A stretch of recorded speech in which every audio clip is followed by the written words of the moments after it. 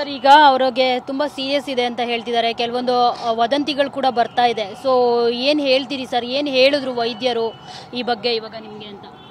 Madam, ತಮಗೆ ಗೊತ್ತಿರೋ ಹಾಗೆ ನಿನ್ನೆಯಿಂದನೇ ಎಲ್ಲನೂ ಮಾಧ್ಯಮಗಳಲ್ಲಿ ಬಿತ್ತರಿಸ್ತಾ ಇದ್ದಾರೆ. ಇನ್ನೇನು ನಿಧನರಾಗಿದ್ದಾರೆ, ಅದಾಗಿದೆ ಇದಾಗಿದೆ ಅಂತ.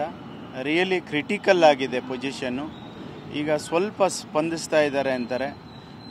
ಸೊ ಮುಂದಿನ ದಿನಗಳಲ್ಲಿ ಅಂದರೆ ಮುಂದಿನ ಗಂಟೆಗಳಲ್ಲಿ ಯಾವ ರೀತಿ ಆಗತ್ತೆ ಅನ್ನೋದು ಯಾರಿಗೂ ಇನ್ನೂ ಗೊತ್ತಿಲ್ಲದೆ ಇರೋ ವಿಚಾರ. ಈಗಾಗಲೇ ಯಡಿಯೂರಪ್ಪನವರು, ಸೋಮಣ್ಣವರು, ನಮ್ಮ ಮಹೇಶ್ ಅಣ್ಣವರು ಎಲ್ಲ ಈಗಾಗಲೇ ಅವರ ಸ್ನೇಹಿತರು, ಕುಟುಂಬಸ್ಥರು, ನಮ್ಮ ನೆಲಮಂಗಲ MLA ಡಾಕ್ಟರ್ ಶ್ರೀನಿವಾಸ ಮೂರ್ತಿಯವರು ಬಂದಿದ್ದಾರೆ. ಎಲ್ಲನೂ ಮಾತುಕತೆ ನಡೀತಾ ಇದೆ. ಅಣ್ಣ ಈಗ ಸ್ವಲ್ಪ ಸ್ಪಂದಿಸ್ತಾರೆ ಅಂತ ಹೇಳ್ತಾರೆ. ನೋಡೋಣ, ಭಗವಂತನ ಕೃಪೆ. ನಾನು ಅವರ ಅಭಿಮಾನಿಗಳು, ಈ ರಾಜ್ಯ ಕಂಡಂಥ ನಾಯಕರು ಅವರು.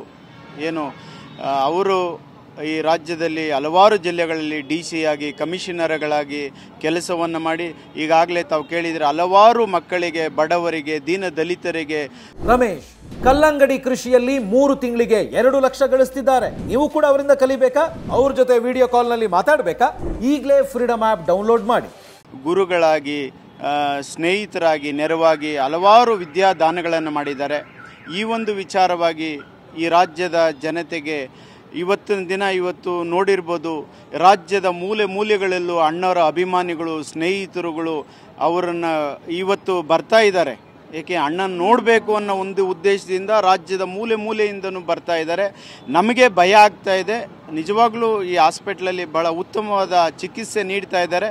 ಆದರೆ ಅಭಿಮಾನಿಗಳನ್ನ ತಡೆಯೋದಕ್ಕೆ ಯಾರ ಕೈಯಲ್ಲೂ ಸಾಧ್ಯ ಇಲ್ಲ.